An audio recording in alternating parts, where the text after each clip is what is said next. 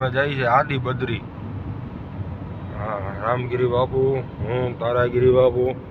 ઓમ નમો નારાયણ મહારાજજી. હારે વિક્રમસિંહ આવ્યા છે. હાલો તમને બાપુ દેખાડું.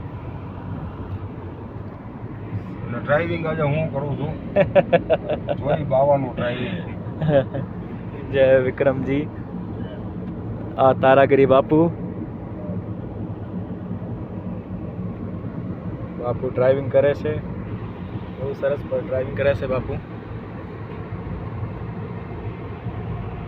હનુમાનજી મહારાજનું મંદિર છે, ત્યાં જાય છે હરિયાણામાં. હમણાં ત્યાં જઈને આપણે દર્શન કરાવીએ.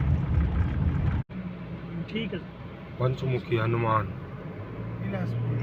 વિલાસપુર ગામના સ્થિત પંચમુખી હનુમાન, હનુમાનજી મહારાજનું મંદિર છે. જબરદસ્ત વ્યવસ્થા પણ બહુ સારી છે. પાર્કિંગ વ્યવસ્થા અહીંયા મંગળવારે અને શનિવારે ખૂબ ટ્રાફિક હોય છે, એવું એનું કહેવાનું છે. અહીંયા પરિક્રમા માર્ગ છે.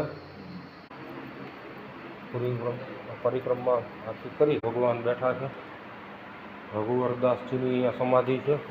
મહામંડલેશ્વર 1008 ખાખી સંપ્રદાયનું સ્થાન છે, પણ અત્યારે ટ્રસ્ટ છે.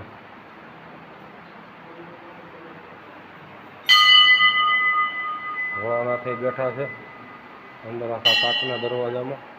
બેસી કમ્પ્લીટ કર્યું છે અને ગુજરી છે સારી.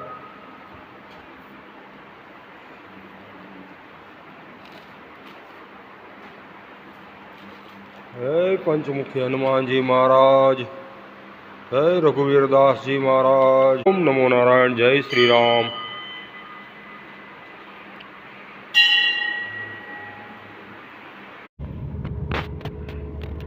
આદિ બદ્રી હિલ.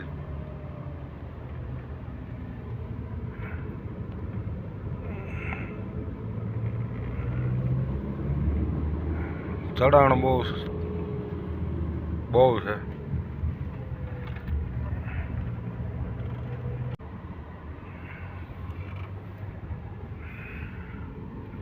બદ્રીનાથજી વિરાજિત છે અહીંયા.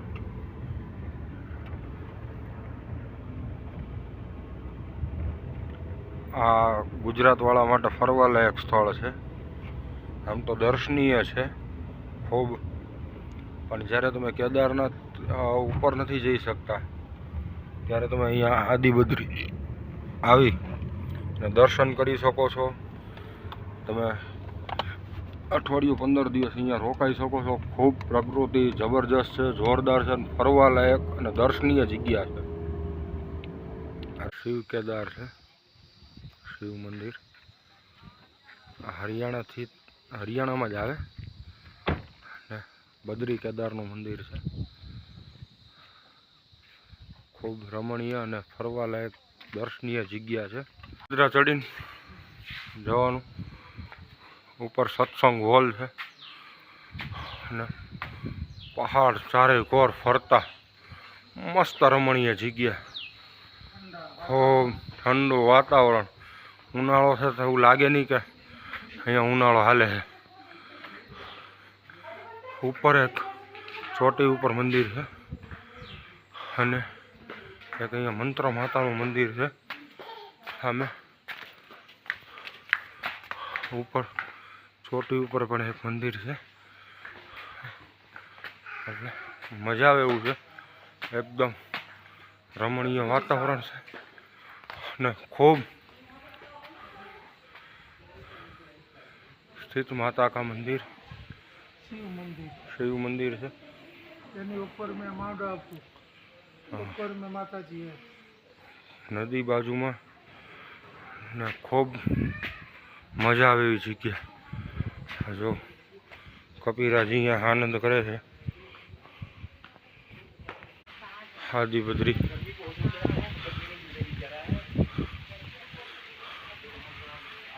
પહાડમાં ખૂબ રમણીય દર્શનીય જગ્યા.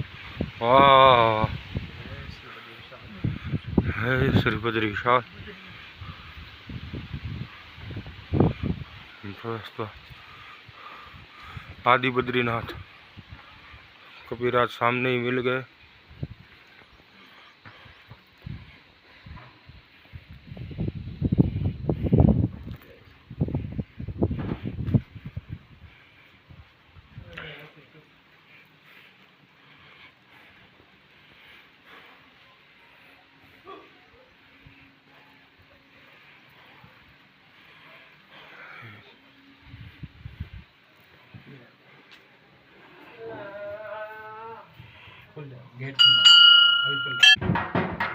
तो साधु संतो आवे ने त्यारे वगाड़ता होय।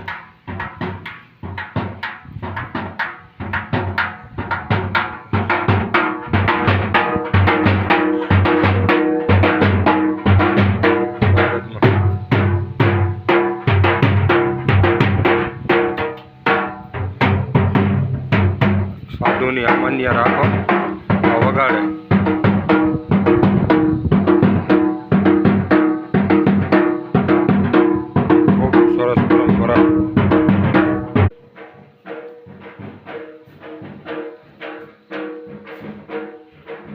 अति पौराणिक जग्या माणसों बधा नीचे बधा फरे छे। जवानो रस्तो पण छे नीचे। अहींया तमे 2-5 दिवसनो टाइम लईने आवो। अहीं बहु फरवा लायक अने सस्ती जग्याओ छे। तमे 10-12 हज़ार में आ ट्रीप करी सको। 10-12 हज़ार में तमे अहींया फरी सको। जिल्ला कुरुक्षेत्र लागे हरियाणा। अने अत्यारे जे जोईए छे ने आपणे के बधी मोटी मोटी जग्याओमां लूंटवानुं काम हाले छे एवुं आ साइड उपर नथी। अहींया बधा ज भंडारा लागे छे એટલે જમણવાર પણ ફ્રીમાં હોય છે અને રહેવા માટેની વ્યવસ્થા પણ હોય છે। પણ આ જગ્યાનો કોઈને ખ્યાલ ન હોય એટલે અહીંયા પબ્લિક બહુ ઓછી આવતી હોય છે। પણ આ પણ એક પવિત્ર સ્થાન જ છે। જેમ તુલસી બધા નાનું હોય કે મોટું બધા સરખા હોય છે એમ દેવસ્થાન પણ નાનું હોય કે મોટું હોય બધે જ તમને ભાવ ભક્તિ પ્રેમ જોવા મળે છે। અહીંયા રોકાવા માટેની વ્યવસ્થા છે बराबर है। ज्यां तमने मफत में रूम आपसे ने तमारे एनु जे काई तमने प्रेम आवे ए त्यां आपी सको छो।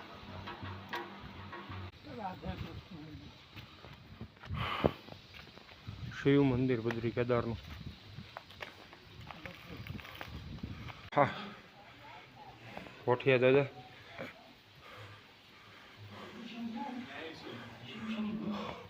हाँ केदारेश्वर महादेव ओम नमो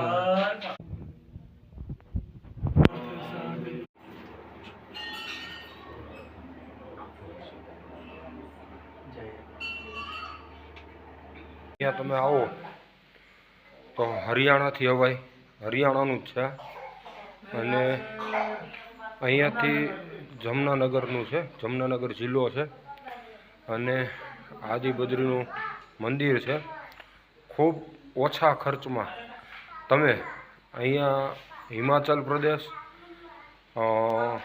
हरियाणा अने राजस्थान तमे बधुं फरी सको। अने बद्री केदार भंडारा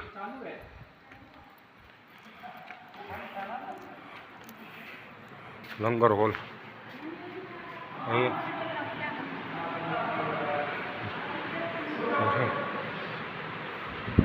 रहवा जमवा माटे व्यवस्था अमे पण खाई ली।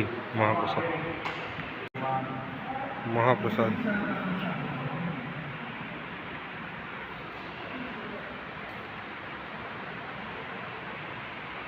गाम यमुनानगर में सरस्वती नदी की खोदाई करता आ प्रतीक मेळ्या। आज नीचे देखाय छे ये सरस्वती नदी है। उद्गम स्थान आगळ छे ज्यां अमे जवानो प्रयत्न करीए छीए। तमने त्यानुं दर्शन करावशुं। सरस्वती नदीनुं उद्गम स्थान ने मजा मजा वाली जग्या है। घटी दुर्घटना घटी ખાલી મેં દરવાજો ખોલ્યો ને ત્યાં અંદરથી પ્રસાદને અમારો જે નાસ્તો હતો એ બધો કપિલ મહારાજ લઈ ગયા. હે એટલે દરવાજો બહુ ધ્યાનથી ખોલવો પડે, ફટાફટ બેસી જવું પડે, નકર અંદર આવીને મને એમ કે હું થયું ત્યાં તો આવીને જો અંદર પ્રસાદ ગયો. કપિલ મહારાજ અહીંયા બહુ છે. અમે જઈએ છીએ સરસ્વતીના ઉદ્ગમ સ્થાન બાજુ, હિલના પહાડી.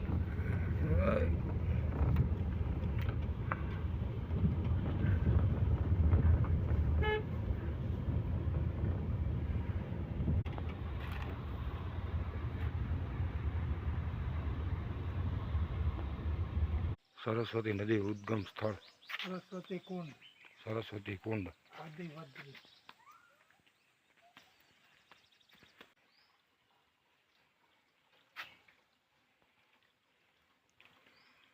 ઉપર પુલ, આખો પહાડ.